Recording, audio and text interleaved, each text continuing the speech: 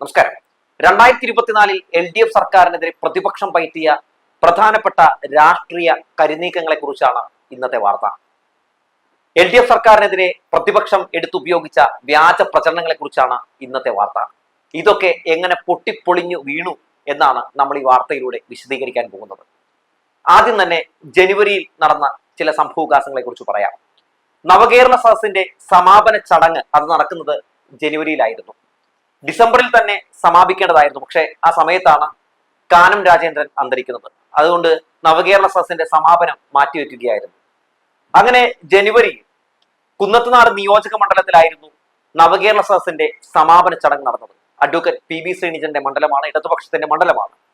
അപ്പോൾ ആ മണ്ഡലത്തിൽ അല്ലെങ്കിൽ ആ സമാപന ചടങ്ങിൽ ആരും വരാതിരിക്കാൻ മാധ്യമങ്ങൾ വലിയ തോതിൽ തന്നെ പ്രചാരണം നടത്തി. ഇടതുപക്ഷത്തിനെതിരെ ഇടതുപക്ഷ വിരുദ്ധത തുപ്പിക്കൊണ്ട് ജനങ്ങളെ തെറ്റിദ്ധരിപ്പിക്കുന്ന നിരവധി വാർത്തകൾ അവർ പുറത്തു വിട്ടുകൊണ്ടിരുന്നു.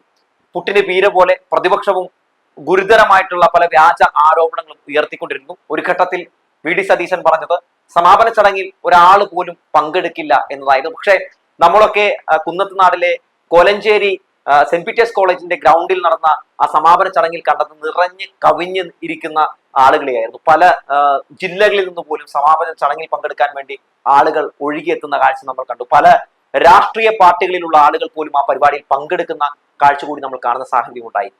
അതായത് ഇടതുപക്ഷത്തിലുള്ള ആളുകൾ മാത്രമേ ഈ പരിപാടിയിൽ പങ്കെടുക്കൂ, വേറൊരു പാർട്ടിയിലുള്ള ഒരാളും പങ്കെടുക്കില്ല എന്ന് VD സതീശൻ പറഞ്ഞതൊക്കെ ആ പച്ചക്കള്ളമായിരുന്നു എന്ന് തെളിയിക്കുന്ന കാഴ്ച കൂടിയാണ് നമ്മൾ അവിടെ കണ്ടത്. കോൺഗ്രസിന്റെ പല നേതാക്കൾ അടക്കം ആ പരിപാടിയിൽ പങ്കെടുക്കാൻ വന്നിരുന്നു എന്നുള്ളതാണ് വസ്തുത. അങ്ങനെ നവകേരള സദസ്സ് ഒരു വലിയ മഹാവിജയമായി തന്നെ സമാപിക്കുന്ന കാഴ്ചയാണ് നമ്മൾ കണ്ടത്. തുടക്കം മുതൽ തന്നെ അതായത് 140 മണ്ഡലങ്ങളിലും നവകേരള സദസ്സ് നടത്തി ജനങ്ങളെ കേട്ട് ജനങ്ങളിൽ നിന്ന് പരാതികൾ സ്വീകരിച്ച് ഇനി മുന്നോട്ടുള്ള യാത്രയിൽ എന്തൊക്കെ മാറ്റങ്ങൾ വരുത്തണം അല്ലെങ്കിൽ ഏതൊക്കെ രീതിയിലുള്ള പല സംഭവങ്ങൾ ഇനി സർക്കാർ ആവിഷ്കരിക്കണം, എന്തൊക്കെ പല വികസനങ്ങൾ നടപ്പിലാക്കണം എന്നതിനെ കുറിച്ചൊക്കെ ചോദിച്ചറിയാൻ വേണ്ടിയാണ് ഈ പരിപാടി സംഘടിപ്പിച്ചത്. അങ്ങനെ ആ പരിപാടി സംഘടിപ്പിച്ചപ്പോൾ തുടക്കം മുതൽ തന്നെ പ്രതിപക്ഷത്തിന്റെ വലിയ തോതിലുള്ള ഒരു എതിർപ്പും അതുപോലെ തന്നെ പ്രതിഷേധവും ഉണ്ടായിരുന്നു. കാരണം ജനങ്ങളെ കാണാൻ ഈ സർക്കാരിനെ സമ്മതിക്കാതിരിക്കുക അല്ലെങ്കിൽ ഈ സർക്കാർ ഒന്നടക്കം എല്ലാ മന്ത്രിമാരും ഒന്നടക്കം ജനങ്ങളെ കാണാൻ വരുമ്പോൾ ജനങ്ങളെ ഈ പറയുന്നത് പോലെ വേദിയിലേക്ക് എത്തിക്കാതിരിക്കുക, ഇതൊക്കെയായിരുന്നു പ്രതിപക്ഷത്തിന്റെ ലക്ഷ്യം. പക്ഷെ പ്രതിപക്ഷത്തിന്റെ ലക്ഷ്യം തുടക്കം മുതൽ തന്നെ ഒടുക്കം വരെ ജനങ്ങൾ തന്നെ പ്രതിരോധിക്കുന്ന കാഴ്ചയാണ് നമ്മൾ ഉടനീളം കണ്ടത്. ആ നവകേരള സദസ്സിന്റെ വാഹനം അപകടപ്പെടുത്താനും അതുപോലെ തന്നെ ഒരുപാട് അനിഷ്ട സംഭവങ്ങൾ ഉണ്ടാക്കാനും ഒക്കെ പ്രതിപക്ഷം ശ്രമം നടത്തിയെങ്കിലും അതൊക്കെ പൊട്ടിപ്പൊളിഞ്ഞ് വെറും വാർത്തകൾ മാത്രമായി മാറുന്ന കാഴ്ചയാണ് നമ്മൾ കണ്ടത്. അങ്ങനെ ജനുവരിയിൽ അങ്ങനെ ആദ്യ അടി നമ്മുടെ പ്രതിപക്ഷത്തിന് കിട്ടുന്ന സാഹചര്യം ഉണ്ടായി. പിന്നീട് അടുത്ത പണി പ്രതിപക്ഷത്തിന് കിട്ടിയത് കുഴൽനാടനിലൂടെയായിരുന്നു. മൂവാറ്റുപുഴ MLA മാത്യു കുഴൽനാടൻ അങ്ങനെ മുഖ്യമന്ത്രിക്കും മുഖ്യമന്ത്രിയുടെ മകൾക്കെതിരെയും മാസപ്പടി വിവാദവുമായി രംഗത്തേക്ക് എത്തി. 3 നേരമൊക്കെ മാധ്യമങ്ങളെ വിളിച്ചിരുത്തി കുറെ പേപ്പറുകൾ ഉയർത്തി ജനങ്ങളെയും മാധ്യമങ്ങളെയും തെറ്റിദ്ധരിപ്പിക്കുന്ന രീതിയിൽ കുറെ വ്യാജ പ്രചരണങ്ങൾ നടത്തിക്കൊണ്ടാണ് മാത്യു കുഴൽനാടൻ മാധ്യമങ്ങളിൽ നിറഞ്ഞു നിന്നത്. അതായത് CMR നിന്ന് മുഖ്യമന്ത്രിയുടെ മകളുടെ അതായത് വീണയുടെ കമ്പനിയായിട്ടുള്ള എക്സാലോജിക്ക് 1.72 കോടി രൂപ മാസപ്പടി മേടിച്ചു എന്നതായിരുന്നു ഈ മാത്യു കുഴൽനാടൻ ഉന്നയിച്ച ആരോപണം. അതായത് CMR വേണ്ടി ചില സഹായങ്ങളൊക്കെ വഴിവിട്ട് മുഖ്യമന്ത്രി ചെയ്തു കൊടുത്തിരുന്നു. അതിന്റെ പ്രത്യുപകാരമായിട്ടാണ് ഈ പറയുന്ന മുഖ്യമന്ത്രിയുടെ മകളുടെ കമ്പനിക്ക് ഈ പണം കൊടുത്തത് എന്നാണ് മാത്യു കുഴൽനാടൻ പറഞ്ഞത്. മാത്യു കുഴൽനാടൻ അടിച്ച ഗീർവാണത്തിന്റെ പേരിൽ മാധ്യമങ്ങളിൽ കുടുംബിരി കൊള്ളുന്ന അന്തിച്ചർച്ച. മുഖ്യമന്ത്രിക്കെതിരെയും മുഖ്യമന്ത്രിയുടെ മകൾക്കെതിരെയും പാർട്ടിക്കെതിരെയും ഒക്കെ ഈ പറയുന്ന മാത്യു കുഴൽനാടൻ പറഞ്ഞ ആ ആരോപണത്തിന്റെ പശ്ചാത്തലത്തിൽ വല്ലാത്ത രീതിയിലുള്ള ആക്രമണമാണ് നമ്മൾ കണ്ടത്. എന്നാൽ ഒരു മാധ്യമ പ്രവർത്തകർ പോലും എന്ത് തെളിവാണ് മാത്യു കുഴൽനാടന്റെ കയ്യിലുള്ളത് എന്ന് ചോദിച്ചില്ല. കാരണം ഇടതുപക്ഷത്തിനെതിരെ ഉന്നയിക്കുന്ന ആരോപണങ്ങൾക്ക് പ്രത്യേകിച്ച് തെളിവൊന്നും ആവശ്യപ്പെടാറില്ലല്ലോ മാധ്യമ പ്രവർത്തകർ. അങ്ങനെ ഈ പറയുന്ന മാത്യു കുഴൽനാടൻ കോടതിയിൽ പോകുന്ന സാഹചര്യം ഉണ്ടായി. കോടതിയിൽ പോയി ഇതിനെതിരെ അന്വേഷണം നടത്തണം എന്ന് ആവശ്യപ്പെട്ടു. അവസാനം എന്താണ് സംഭവിച്ചത്? അതായത് ഏകദേശം 3 മാസത്തോളം ജനങ്ങളെയും ഈ പറയുന്ന മാധ്യമങ്ങളെയും ഒക്കെ ഈ മാത്യു കുഴൽനാടൻ പറ്റിച്ചുകൊണ്ടിരുന്നു. അവസാനം കോടതിയിൽ ഈ രേഖകൾ, അതായത് എന്റെ കയ്യിൽ തെളിവുണ്ടെന്ന് പറഞ്ഞ രേഖകളൊക്കെ സമർപ്പിച്ചു. കോടതി ഇതെല്ലാം പരിശോധിച്ച ശേഷം മാത്യു കുഴൽനാടനോട് പറഞ്ഞു, ഇതിൽ യാതൊരു താങ്കൾ പറയുന്ന ഈ ആരോപണവുമായി ബന്ധപ്പെട്ട് അതൊക്കെ തെളിയിക്കാൻ പാകത്തിനുള്ള അല്ലെങ്കിൽ അതൊക്കെ നമുക്ക് ഉറപ്പിച്ചു പറയാൻ പാകത്തിനുള്ള ഒരു തെളിവുമില്ല. നിങ്ങൾ രാഷ്ട്രീയം കളിക്കരുത്. കോടതിയിൽ വന്ന് നിങ്ങൾക്ക് നിങ്ങളുടെ രാഷ്ട്രീയ എതിരാളികളെ തോൽപ്പിക്കാനുള്ള ചില മാർഗങ്ങളുടെ ഭാഗമായി അത് കോടതിയെ ദുരുപയോഗം ചെയ്യരുത് എന്ന് മാത്യു കുഴൽനാടനെ പറഞ്ഞ് ഇറക്കി വിടുന്ന കാഴ്ച നമ്മൾ കാണുന്ന സാഹചര്യം ഉണ്ടായി. മാത്രവുമല്ല അതായത് ആദ്യം മാത്യു കുഴൽനാടൻ പറഞ്ഞു, അതായത് വിജിലൻസ് അന്വേഷിക്കണമെന്നാണ് ഈ പറയുന്ന മാത്യു കുഴൽനാടന്റെ ആവശ്യം. അവസാനം വിജിലൻസ് അന്വേഷിക്കട്ടെ എന്ന നിലപാട് കോടതി സ്വീകരിച്ചപ്പോൾ വേണ്ട, വിജിലൻസ് കോടതി അന്വേഷിച്ചാൽ മതി എന്ന് പറഞ്ഞു. അങ്ങനെ കോടതിയെ എങ്ങനെ തെറ്റിദ്ധരിപ്പിച്ചുകൊണ്ടും കോടതിയിൽ മലക്കം പറഞ്ഞുകൊണ്ടൊക്കെ ഈ പറയുന്ന മാത്യു കുഴൽനാടൻ മുന്നോട്ട് പോയെങ്കിലും അവസാനം കോടതിയിൽ നിന്ന് വമ്പൻ തിരിച്ചടി കിട്ടിയോടുകൂടി തന്നെ മാത്യു കുഴൽനാടൻ മുഖ്യമന്ത്രിക്കും മുഖ്യമന്ത്രിയുടെ മകൾക്കെതിരെയും ഒക്കെ ഉന്നയിച്ചത് വെറും വ്യാജ ആരോപണമായിരുന്നു എന്ന് തെളിയുന്ന സാഹചര്യം ഉണ്ടായി. എല്ലാ ഘട്ടങ്ങളിലും മുഖ്യമന്ത്രിയും അതുപോലെ തന്നെ വീണയും പാർട്ടിയും ഒക്കെ വ്യക്തമായ നിലപാട് ഈ വിഷയത്തിൽ പറഞ്ഞിരുന്നു എന്നതും എടുത്തു പറയേണ്ട കാര്യമാണ്. പക്ഷെ അത് മാധ്യമങ്ങൾ ബൂസ്റ്റ് ചെയ്തതേ ഇല്ല എന്നതാണ് ഇവിടെ എടുത്തു പറയേണ്ട മറ്റൊരു പ്രധാനപ്പെട്ട വസ്തുത.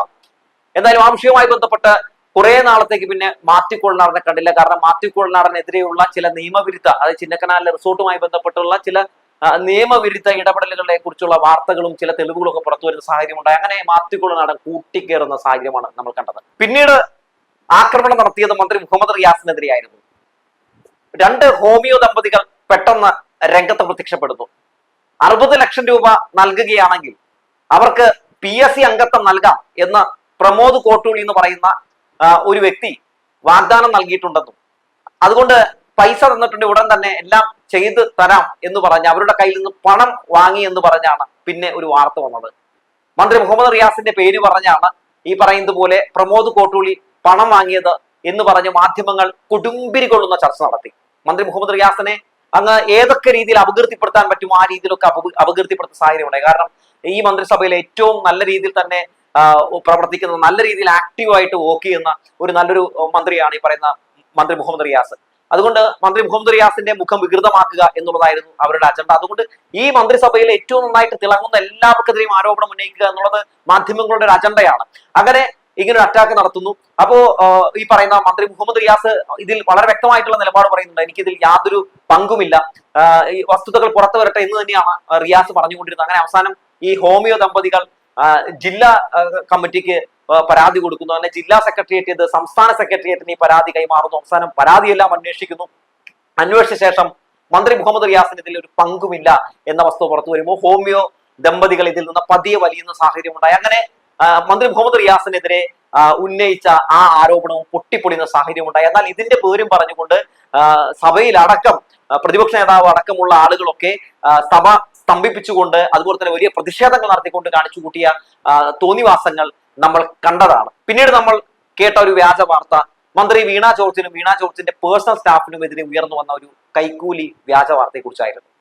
അതായത് ആയുഷ് മിഷന്റെ കീഴിലുള്ള മലപ്പുറം മെഡിക്കൽ ഓഫീസറായി ഹോമിയോ വിഭാഗത്തിൽ നിയമനം നടത്താൻ വേണ്ടി അവിടെ ഈ പറയുന്ന പേഴ്സണൽ സ്റ്റാഫ് പണം വാങ്ങി 1 ലക്ഷം രൂപ വാങ്ങി എന്ന ഒരു വാർത്തയാണ് പുറത്തേക്ക് വന്നത്. ഈ ഹരിദാസൻ എന്ന് പറയുന്ന വ്യക്തിയും ബാസിദ് എന്ന് പറയുന്ന വ്യക്തിയും ഒക്കെ ഈ വിഷയവുമായി ബന്ധപ്പെട്ട് നടത്തിയ പ്രതികരണമൊക്കെ ഏറ്റെടുത്തുകൊണ്ട് മാധ്യമങ്ങളും അത് വലിയ ആഘോഷമാക്കി മാറ്റുന്ന സാഹചര്യം ഉണ്ടായി. എന്താണ് അതിന്റെ വാസ്തവം വസ്തുത എന്ന് പോലും പരിശോധിക്കാൻ അവർ തയ്യാറായില്ല.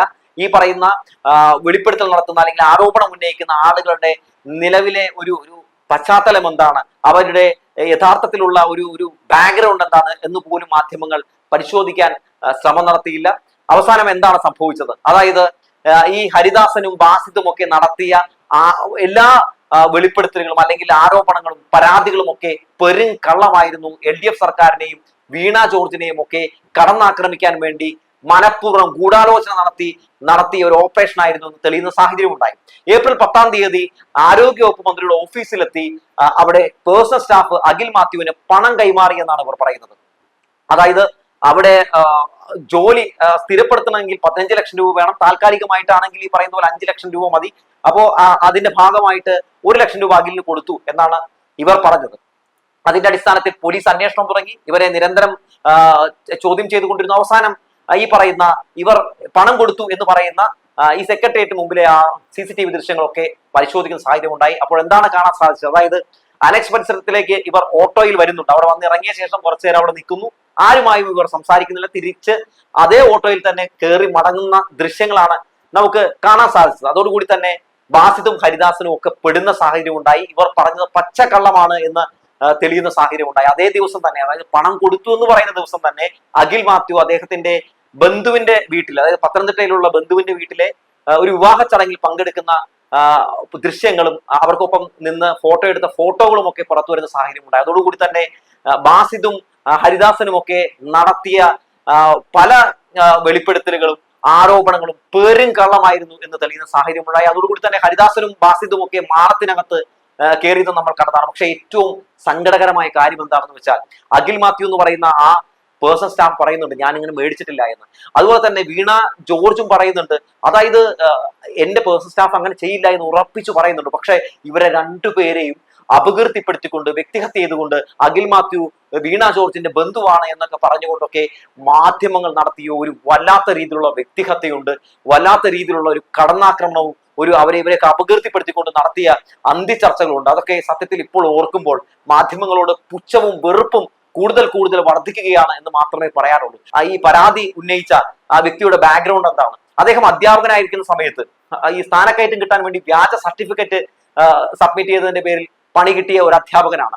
അതുപോലെ തന്നെ ഇദ്ദേഹം നമ്മുടെ താമരശ്ശേരിയിലുള്ള വനം വകുപ്പിന്റെ ഒരു ഓഫീസിന് തീയിട്ടതിന്റെ പേരിൽ അകത്ത് കിടന്ന വ്യക്തിയാണ്. അതുപോലെ തന്നെ വനഭൂമി ഇദ്ദേഹം മറിച്ചു കൊടുത്ത കേസുമായി ബന്ധപ്പെട്ട് കേസിൽപ്പെട്ട വ്യക്തിയാണ്. അതുപോലെ തന്നെ നിരവധി ക്രിമിനൽ കേസുകളിൽ പെട്ടിട്ടുള്ള ഒരു ഗജരാജ ഫ്രോഡാണ് ഇദ്ദേഹം. ആ ഗജരാജ ഫ്രോഡിനെ ഉയർത്തിപ്പിടിച്ചുകൊണ്ടാണ് വി ഡി സതീശനും മാധ്യമങ്ങളും അടക്കം ഈ പറയുന്നത് പോലെ ആ ആരോപണം ഉയർത്തിപ്പിടിച്ച് ഭരണപക്ഷത്തെ കടന്നാക്രമിക്കുന്ന സാഹചര്യം ഉണ്ടായത്. നിയമസഭയിൽ പോലും ഈ വിഷയം ഉന്നയിച്ചുകൊണ്ട് നടത്തിയ പല നമുക്കൊക്കെ അംഗീകരിച്ചു കൊടുക്കാൻ പറ്റാത്ത ഈ പ്രതിപക്ഷത്തിന്റെ പ്രതികരണങ്ങൾ അതൊക്കെ ഇപ്പോഴും നമുക്കെല്ലാവർക്കും നല്ല ഓർമ്മയുണ്ട് എന്നുകൂടി എടുത്തു പറയുകയാണ്. മാത്രവുമല്ല ഈ വിഷയവുമായി ബന്ധപ്പെട്ട് അതായത് ഈ ഹരിദാസൻ കോട്ടൂളിയും ബാസിദും ഒക്കെ ഇത്തരത്തിലുള്ള പ്രതികരണങ്ങൾ നടത്തുമ്പോൾ ആ പ്രതികരണത്തിന്റെ ചൂട്ടുപിടിച്ച് മാധ്യമങ്ങൾ ആരോഗ്യവകുപ്പ് മന്ത്രിക്കെതിരെ, സർക്കാരിനെതിരെ, അഖിൽ മാത്യുവിനെതിരെയൊക്കെ നടത്തിയ ആ ഒരു വ്യാജ പ്രചരണം അതൊക്കെ പൊളിഞ്ഞു വീഴുമ്പോഴും ഒരു ഘട്ടത്തിൽ പോലും ഇവർ മാപ്പ് പോലും പ്രകടിപ്പിച്ചില്ല എന്ന കാര്യം കൂടി ഇവിടെ വളരെ വ്യക്തമായി തന്നെ എടുത്തു പറയേണ്ടതുണ്ട്. പിന്നീട് നമ്മൾ കണ്ടത് ഏഷ്യാനെറ്റ് ന്യൂസിന്റെ വകയുള്ള ഒരു വ്യാജ പ്രചരണമായിരുന്നു. അതെങ്ങനെയായിരുന്നു? ബാർക്കോഴ 2.0 എന്നാണ് അതിന് പേര് കൊടുത്തത്. അതായത് പുതിയ മദ്യനയം വരുന്നു, അതായത് ബാറുടമകൾ ഒരു 25 കോടി രൂപ കൊടുക്കുകയാണെങ്കിൽ, അതായത് 2.5 ലക്ഷം രൂപ വെച്ച് പിരിച്ച് ഒരു 25 കോടി രൂപ കൊടുക്കുകയാണെങ്കിൽ നമുക്ക് അനുകൂലമായ രീതിയിലുള്ള ചില മാറ്റങ്ങളൊക്കെ വരുത്തും, ഡ്രൈഡേ ഒക്കെ എടുത്തു കളയും, കൂടുതൽ സമയം ബാർ തുറന്നിടാം എന്നൊക്കെ പറഞ്ഞുകൊണ്ടുള്ള ഒരു ശബ്ദ സന്ദേശം ബാറുടമകളുടെ ഗ്രൂപ്പിൽ വന്നിരിക്കുന്നു എന്ന് പറഞ്ഞ ഏഷ്യാനെറ്റ് ന്യൂസ് ഒരു വ്യാജ വാർത്ത പ്രചരിപ്പിക്കുകയാണ്. അതുമായി ബന്ധപ്പെട്ട പ്രതിപക്ഷം നിയമസഭയിൽ പോലും പ്രതിഷേധങ്ങൾ സംഘടിപ്പിക്കുന്നു, സഭ സ്തംഭിപ്പിക്കുന്നു. വല്ലാത്ത രീതിയിലുള്ള പല ഗീർവാണങ്ങളൊക്കെയാണ് വി ഡി സതീശനും സംഘവും അടിച്ച് നമ്മൾ കണ്ടത്. എം പി രാജേഷിന്റെ ഓഫീസിലേക്ക് നോട്ട് മെഷീനുമായിട്ട് ഒരു പ്രതിഷേധം നടത്തുന്നു. അങ്ങനെ നാടകീയമായ സംഭവങ്ങളാണ് ഈ വാർത്തയുമായി ബന്ധപ്പെട്ട് കാണാനിടയായത്. അതായത് അനിമോൻ എന്ന് പറയുന്ന ഒരു നേതാവിന്റെ ശബ്ദ സന്ദേശമാണ് അവർ പുറത്തുവിട്ടത്. എന്നാൽ ആ അനിമോൻ ഈ എന്ത് വിഷയത്തിലാണ് പ്രതികരണം നടത്തുന്നത്, ഈ വിഷയത്തെ കുറിച്ച് തന്നെയാണോ പറയുന്നത് എന്നൊന്നും ചോദിക്കാൻ ഏഷ്യാനെറ്റ് നിൽക്കുന്നില്ല എന്നത് ഒന്നാമത്തെ കാര്യം. രണ്ടാമത്തെ കാര്യം, ഈ വിഷയവുമായി ബന്ധപ്പെട്ട് എക്സൈസ് വകുപ്പ് മന്ത്രി കൂടിയായിട്ടുള്ള എം പി രാജേഷിനോട് എന്താണ് ഈ വിഷയത്തിൽ പ്രതികരണം എന്ന് പോലും ചോദിക്കാൻ പോലും ഒരു മാധ്യമങ്ങളും തുനിഞ്ഞില്ല. പക്ഷെ അവസാനം എം പി രാജേഷ് മാധ്യമങ്ങളെ വിളിച്ചു വരുത്തുന്നു, വാസ്തവം പറയുന്നു. അതായത് ഇങ്ങനെ ഒരു കാര്യം എന്തായാലും സർക്കാർ ആവശ്യപ്പെട്ടിട്ടില്ല, ഈ വിഷയത്തിൽ എന്തായാലും അതിശക്തമായ നടപടി വേണമെന്ന് പറഞ്ഞുകൊണ്ട് ക്രൈംബ്രാഞ്ച് ADGPക്ക് എക്സൈസ് വകുപ്പ് മന്ത്രി തന്നെ ഒരു പരാതി കൊടുക്കുന്ന സാഹചര്യം ഉണ്ടായി. ആ പരാതിയാണ് ഈ വ്യാജ വാർത്ത മുഴുവൻ പൊളിച്ചടക്കിയത്. അതായത് ആ ഗ്രൂപ്പിലുള്ള ആളുകളെയൊക്കെ ചോദ്യം ചെയ്യുന്ന സാഹചര്യം ഉണ്ടായി. അങ്ങനെ ചോദ്യം ചെയ്ത് പോയപ്പോഴാണ് തിരുവഞ്ചൂർ രാധാകൃഷ്ണന്റെ മകൻ അർജുൻ രാധാകൃഷ്ണൻ ആ ഗ്രൂപ്പിലുള്ളതായി മനസ്സിലാക്കാൻ സാധിച്ചത്. അങ്ങനെ അവസാനം അർജുൻ രാധാകൃഷ്ണനെ ചോദ്യം ചെയ്യുന്ന സാഹചര്യം വന്നതോടുകൂടി തന്നെ പ്രതിപക്ഷം പതിയെ ഈ വിഷയത്തിൽ നിന്ന് കൈവിടുന്ന സാഹചര്യം ഉണ്ടായി. അതായത് ഇതെങ്ങനെയാണ് ഈ വ്യാജ വാർത്ത പ്രചരിച്ചത്, ഇതിന്റെ സോഴ്സ് എവിടെ നിന്നാണ് എന്നതിനെ കുറിച്ചുള്ള പല സംഭവങ്ങളിലേക്കും എത്തിപ്പെടാറായപ്പോൾ ഈ അർജുൻ രാധാകൃഷ്ണനെ ചോദ്യം ചെയ്യുന്ന സാഹചര്യം വന്നപ്പോൾ തിരുവഞ്ചൂർ രാധാകൃഷ്ണൻ കോട്ടയത്ത് ഒരു വാർത്താ സമ്മേളനം നടത്തി U-turn അടിക്കുന്ന സാഹചര്യമൊക്കെ നമ്മൾ കാണുന്ന സാഹചര്യം ഉണ്ടായി. മാത്രവുമല്ല പിന്നീടാണ് അനിമോൻ രംഗത്തേക്ക് വന്നിട്ട് പറയുന്നത്, അതായത് സത്യത്തിൽ ഇത് ബാർക്കോഴയായിട്ട് ബന്ധപ്പെട്ടോ അല്ലെങ്കിൽ സർക്കാരിന് പൈസ കൊടുക്കാൻ വേണ്ടി അഭ്യർത്ഥിച്ചുകൊണ്ടുള്ള ഒരു വോയിസ് ക്ലിപ്പ് ഒന്നും ആയിരുന്നില്ല. ഞങ്ങളുടെ അസോസിയേഷന് വേണ്ടി ഒരു കെട്ടിടം പണിയാൻ വേണ്ടി ഞങ്ങൾ പൈസ അഭ്യർത്ഥിച്ചുകൊണ്ട് ബാറുടമകളോട് പൈസ അഭ്യർത്ഥിച്ചുകൊണ്ട് ഇട്ട ഒരു ഓഡിയോ ആയിരുന്നു എന്ന് പറഞ്ഞ് അവർ കൂടി രംഗത്തേക്ക് വന്നതോടുകൂടി തന്നെ ഏഷ്യാനെറ്റ് തേഞ്ഞൊട്ടി. അവസാനം ആ തന്ത്രവും പൊളിയുന്ന സാഹചര്യമാണ് ഉണ്ടായത്. അങ്ങനെ ഇറക്കിയ എല്ലാ നമ്പറുകളും 8 നിലയിൽ പൊട്ടി. അങ്ങനെ ഇരിക്കുമ്പോഴാണ് ലോക്സഭാ തെരഞ്ഞെടുപ്പ് വരുന്നത്. ലോക്സഭാ തെരഞ്ഞെടുപ്പിൽ LDFന് അനുകൂലമായ ഒരു ട്രെൻഡായിരുന്നു തുടക്ക സമയം മുതൽ ഉണ്ടായിരുന്നത്. അപ്പോഴാണ് മാധ്യമങ്ങൾക്ക് ഒരു കാര്യം മനസ്സിലായത്, ഇലക്ഷന് വോട്ട് ചെയ്യാൻ വീട്ടിൽ നിന്ന് ഇറങ്ങുമ്പോൾ തന്നെ ഈ ഇടതുപക്ഷത്തിനെതിരെ ഒരു വ്യാജ പ്രചരണം നടത്തണം എന്നുള്ളത്. അതായത് സംഘപരിവാറിനെതിരെ, BJPക്കെതിരെ പ്രതിഷേധിക്കുന്ന, അവർക്കെതിരെ പോരാടുന്ന ഒരേ ഒരു പാർട്ടി അത് LDF ആണ് എന്ന് ജനങ്ങൾ മനസ്സിലാക്കിയിരിക്കുന്നു എന്ന വസ്തുത ജനങ്ങൾ മനസ്സിലാക്കി. അപ്പോൾ എന്താണ് നടന്നത്? അതായത് കഴിഞ്ഞ ലോക്സഭാ തെരഞ്ഞെടുപ്പിൽ പ്രധാനപ്പെട്ട ഒരു ആയുധം അല്ലെങ്കിൽ പ്രധാനപ്പെട്ട ഒരു പ്രചാരണം എന്ന് പറയുന്നത് സംഘപരിവാരങ്ങളെ, അതായത് കേന്ദ്രത്തിൽ BJP താഴെ ഇറക്കുക എന്നുള്ളതായിരുന്നു. അപ്പോൾ BJPക്കെതിരെ പോരാടുന്ന ഒരു പാർട്ടി LDF ആണ്, കോൺഗ്രസ് അല്ല എന്ന് ജനങ്ങൾ തിരിച്ചറിഞ്ഞു എന്ന് മനസ്സിലായപ്പോൾ അതേ നാണയത്തിൽ തന്നെ പല രീതിയിലുള്ള വ്യാജ പ്രചരണം നടത്തിക്കൊണ്ട് LDFനെതിരെ ഒരു കുപ്രചാരണം നടത്തി. അതിനുവേണ്ടി ഉപയോഗിച്ചത് EP ജയരാജനെ ആയിരുന്നു. EP ജയരാജൻ പ്രകാശ് ജാവ്ദേക്കറുമായി കൂടിക്കാഴ്ച നടത്തി അദ്ദേഹം BJPയിലേക്ക് പോകുന്നു എന്നായിരുന്നു മാധ്യമങ്ങൾ അന്ന് രാവിലെ പ്രചരിപ്പിച്ച വ്യാജ വാർത്ത. വോട്ട് ചെയ്യാൻ വീട്ടിൽ നിന്ന് പുറത്തിറങ്ങിയ ആളുകൾ അമ്പട അപ്പോ LDF ഞങ്ങളെയൊക്കെ പറ്റിക്കുകയായിരുന്നല്ലേ എന്ന് പറഞ്ഞുകൊണ്ട് പോയി വോട്ടൊക്കെ UDFന് ചെയ്യുന്ന സാഹചര്യം ഉണ്ടായി. അങ്ങനെ കനത്ത ഒരു തിരിച്ചടി LDFന് ഏൽക്കേണ്ട സാഹചര്യം വന്നു. പിന്നീടാണ് പ്രകാശ് ജാവ്ദേക്കറുമായി EP ജയരാജൻ നടത്തിയത് രാഷ്ട്രീയ ഒരു ചർച്ചയല്ല, അല്ലെങ്കിൽ അദ്ദേഹം ഈ പറയുന്ന പോലെ പ്രകാശ് ജാവ്ദേക്കർ ഇങ്ങോട്ട് വിളിച്ച് നടത്തിയ ചർച്ചയല്ല, അദ്ദേഹം വേറെ എങ്ങോട്ടേക്ക് പോകുന്ന വഴിയാണ് ഈ പറയുന്ന EP ജയരാജനെ കാണുകയായിരുന്നു എന്ന വാർത്തകളൊക്കെ പുറത്തു വരുന്നത്. പക്ഷേ മാധ്യമങ്ങൾക്ക് ഈ വിവരങ്ങൾ നേരത്തെ ലഭ്യമായിരുന്നുവെങ്കിലും ഇലക്ഷന്റെ പോളിംഗ് തീരാൻ വേണ്ടി അവർ കാത്തിരുന്നു. അതിനുശേഷമാണ് അവർക്ക് നിയമപരമായിട്ടുള്ള കുരുക്കുകളൊന്നും വരാതിരിക്കാൻ വേണ്ടി അവർ ഈ വാർത്ത പുറത്തുവിടുന്നത്. അപ്പോഴത്തേക്കും വോട്ടൊക്കെ ചെയ്ത് എല്ലാം പെട്ടിയിലായിരുന്നു. ജനങ്ങളൊക്കെ വീട്ടിലെത്തി സത്യം മനസ്സിലാക്കി സത്യം അറിഞ്ഞു വന്നപ്പോഴത്തേക്കും തന്നെ വോട്ടൊക്കെ നമ്മുടെ UDFന് ചെയ്തിരുന്നു. അതിനുശേഷം ഈ ഉപതെരഞ്ഞെടുപ്പിലും ഇത്തരത്തിലുള്ള ഒരു നാറിയ കളി നമ്മുടെ മാധ്യമങ്ങൾ കളിച്ചിരുന്നു. അതായത് ഈ ഉപതെരഞ്ഞെടുപ്പ് നമുക്കറിയാമല്ലോ, വയനാട് അതുപോലെ തന്നെ പാലക്കാട് ചേലക്കരയിലൊക്കെ നടന്നിരുന്നു. അപ്പൊ ആ സമയത്ത് ആദ്യം നടന്നത് ഈ പറയുന്നത് പോലെ വയനാടിലും അതുപോലെ ചേലക്കരയിലുമായിരുന്നു. അപ്പൊ ചേലക്കരയിൽ ഇക്കുറി UDFന് പിടിക്കേണ്ട ഒരു സാഹചര്യം നിലവിൽ ഉണ്ടായിരുന്നു. കാരണം UDFന് ചേലക്കര പിടിച്ചാൽ മാത്രമേ വരാൻ പോകുന്ന നിയമസഭാ ഇലക്ഷനിൽ അധികാരത്തിൽ വരാൻ പറ്റുകയുള്ളൂ എന്ന് നന്നായി അറിയാവുന്നത് കൊണ്ട് രാഷ്ട്രീയ നിരീക്ഷകരെല്ലാം ഉറ്റുനോക്കുന്നത് ഈ പറയുന്ന UDF സിറ്റിംഗ് സീറ്റ് പിടിച്ചു നിർത്തുമോ എന്നുള്ളതല്ല, UDF LDFന്റെ സീറ്റ് പിടിച്ചടക്കുമോ എന്നതാണ് എന്ന് നന്നായിട്ട് അറിയാവുന്നത് കൊണ്ട് അവർ എന്ത് ചെയ്തു? അതായത് EP ജയരാജൻ അദ്ദേഹം ഒരു ആത്മകഥ എഴുതിയിട്ടുണ്ട്. അത്രയും ആത്മകഥയിൽ സർക്കാരിനെതിരെ അതുപോലെ തന്നെ പാർട്ടിക്കെതിരെയൊക്കെ ഗുരുതരമായിട്ടുള്ള ആരോപണം ഉന്നയിച്ചിട്ടുണ്ട്. അതായത് പരിപ്പുവടയും കട്ടൻ ചായയും എന്ന പേരിലാണ് ഇങ്ങനെ ഒരു ആത്മകഥ എഴുതിയിരിക്കുന്നത്. DC ബുക്സ് ആണ് അത് പ്രസിദ്ധീകരിക്കാൻ പോകുന്നതെന്നൊക്കെ പറഞ്ഞൊരു പച്ചക്കള്ളം പ്രചരിപ്പിക്കുന്ന സാഹചര്യം ഉണ്ടായി. എന്താണ് സംഭവിച്ചത്? പക്ഷെ അതിന് അതിഗംഭീരമായി തന്നെ LDFന് പ്രതിരോധിക്കാൻ കഴിഞ്ഞു. അവസാനം DC ബുക്സിന്റെ ഉടമ തന്നെ രവി തന്നെ പറയുന്ന സാഹചര്യം ഉണ്ടായി. അതായത് ഈ പറയുന്ന പോലെ ആ പുറത്തു വന്ന വാർത്തകളൊക്കെ പച്ചക്കള്ളമാണ്, EP ജയരാജൻ പറയുന്നതാണ് സത്യം എന്ന് പറയുന്ന സാഹചര്യം ഉണ്ടായി. EP ജയരാജൻ തന്നെ പറഞ്ഞു, ഞാൻ ഒരു ആത്മകഥയും എഴുതിയിട്ടില്ല, ആർക്കും അച്ചടിക്കാനും കൊടുത്തിട്ടില്ല, ഇത് വ്യാജ പ്രചരണമാണ് എന്ന് പറയുന്ന സാഹചര്യം ഉണ്ടായി. അത് നല്ല രീതിയിൽ തന്നെ ഇടതുപക്ഷ ചാനലുകളും യൂട്യൂബേഴ്സും ഒക്കെ ആ വസ്തുത ജനങ്ങളിലേക്ക് എത്തിക്കുന്ന സാഹചര്യം ഉണ്ടായി. അത് നല്ല രീതിയിൽ തന്നെ ഫലം കണ്ടു. കാരണം LDFന്റെ സീറ്റ് UDFന് പിടിച്ചടക്കാൻ കഴിഞ്ഞില്ല, ജനങ്ങളെ തെറ്റിദ്ധരിപ്പിക്കാൻ കഴിഞ്ഞില്ല എന്ന കാര്യം കൂടി എടുത്തു പറയുകയാണ്. ഒരു സംഭവവികാസം കൂടി നടന്നു കേട്ടോ. അതായത് വടകരയിൽ ഒരു വർഗീയതക്കെതിരെ എന്ന രീതിയിൽ UDF ഒരു ക്യാമ്പയിൻ സംഘടിപ്പിക്കുകയാണ്. ആ ക്യാമ്പയിനിൽ KK ശൈലജ ടീച്ചർക്കെതിരെ ഗുരുതരമായിട്ടുള്ള ആരോപണങ്ങൾ ഉന്നയിച്ചുകൊണ്ട് ടീച്ചറിനെ ഇല്ലാതാക്കാൻ വേണ്ടി ഒരു ശ്രമം നടത്തി നോക്കിയതാണ്. അവസാനം അത് RMPക്ക് തന്നെ വലിയ പണി കിട്ടി. അത് RMP നേതാവ് ഹരിഹരൻ പ്രസംഗിക്കാൻ മൈക്കിന് മുമ്പിലേക്ക് കയറി നിന്നു. വളരെ മോശമായിട്ടുള്ള ശൈലജ ടീച്ചറിനെയും മഞ്ജു വാര്യരെയും ആക്ഷേപിക്കുന്ന രീതിയിലുള്ള ഒരു അശ്ലീല പരാമർശം നടത്തുന്ന സാഹചര്യം ഉണ്ടായി. ഞാൻ അതിവിടെ പറയുന്നില്ല, ആ വീഡിയോയും കാണിക്കുന്നില്ല, വേറെ ഒന്നും കൊണ്ടല്ല, അത് കാണിക്കാൻ താല്പര്യമില്ലാത്തതുകൊണ്ടാണ്.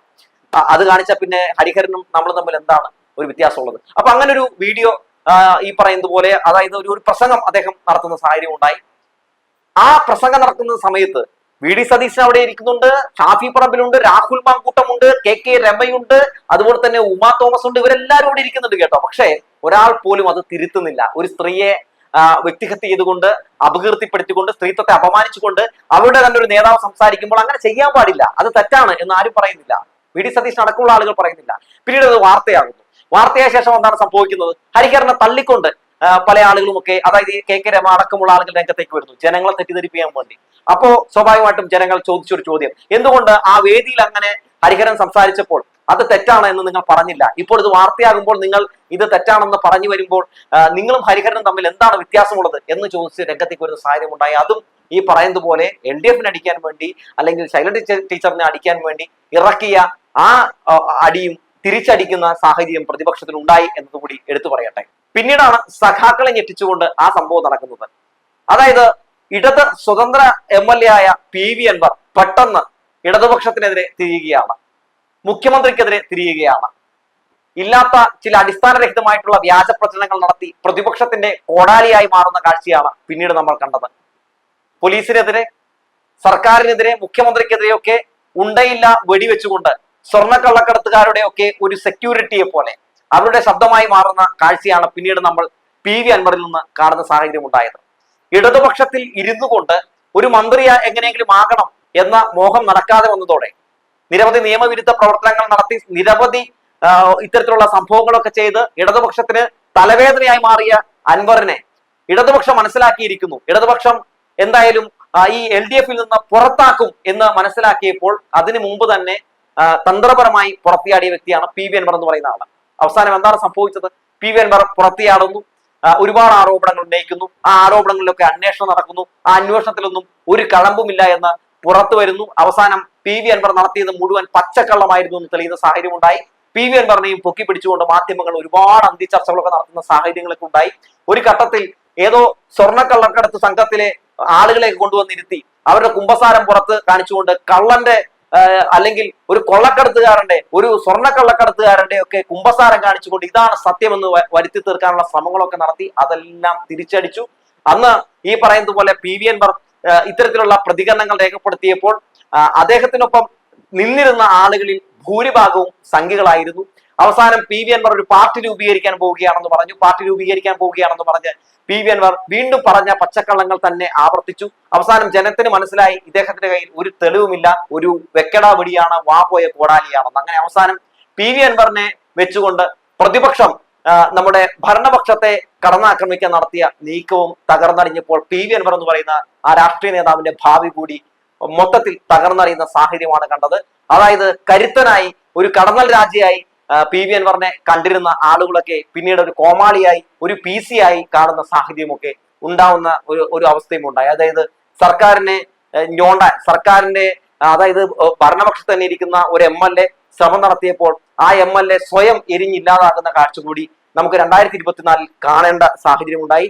പിന്നീട് എല്ലാവരും ഞെട്ടിപ്പിച്ച സരിന്റെ ഈ UDF-ൽ നിന്നുള്ള പടിയിറക്കമായിരുന്നു, കോൺഗ്രസിൽ നിന്നുള്ള പടിയിറക്കമായിരുന്നു. അതായത് കോൺഗ്രസിന്റെ മതേതര മുഖം നഷ്ടപ്പെട്ടിരിക്കുന്നു, കോൺഗ്രസിന്റെ ഒരു സംഘപരിവാർ മുഖം വന്നിരിക്കുന്നു, കോൺഗ്രസിലെ ഐക്യവും ജനാധിപത്യവും നഷ്ടപ്പെട്ടിരിക്കുന്നു എന്ന് പറഞ്ഞ് കോൺഗ്രസിൽ നിന്ന് കോൺഗ്രസിന്റെ KPCC-യുടെ IT സെല്ലിന്റെ കൺവീനറായിരുന്ന സരിൻ പുറത്തേക്ക് ഇറങ്ങുന്ന സാഹചര്യം ഉണ്ടായത് കോൺഗ്രസിന് വലിയ ക്ഷീണം ചെയ്യുന്ന അവസ്ഥയുണ്ടായി. അങ്ങനെ സരിൻ ഇടതുപക്ഷത്തിന്റെ ഭാഗമായി അദ്ദേഹവും ഒരു സഖാവായി മാറുന്ന കാഴ്ചയൊക്കെ നമുക്ക് 2024 കാണാൻ സാധിച്ചു. പാലക്കാടിലെ LDF-ന്റെ സ്വതന്ത്ര സ്ഥാനാർത്ഥിയായിട്ട് സരിൻ മത്സരിക്കുകയും ഒപ്പം അവിടെ LDF-നുണ്ടായിരുന്ന വോട്ടിംഗ് ശതമാനം വർദ്ധിപ്പിക്കുന്ന കാഴ്ചയൊക്കെ നമ്മൾ കണ്ടു. പക്ഷെ അതിനപ്പുറത്തേക്ക് സരിൻ ഈ പറയുന്ന പാർട്ടിയിൽ നിന്ന് ഇറങ്ങിയപ്പോൾ, കോൺഗ്രസിൽ നിന്ന് ഇറങ്ങിയപ്പോൾ അദ്ദേഹത്തിനൊപ്പം നിരവധി നേതാക്കൾ ഇറങ്ങി എന്നുള്ളതാണ്. പാലക്കാടിലെ കോൺഗ്രസ് തകർന്നടിഞ്ഞു എന്നുള്ളതാണ് ഏറ്റവും എടുത്തു പറയേണ്ട ഒരു കാര്യം.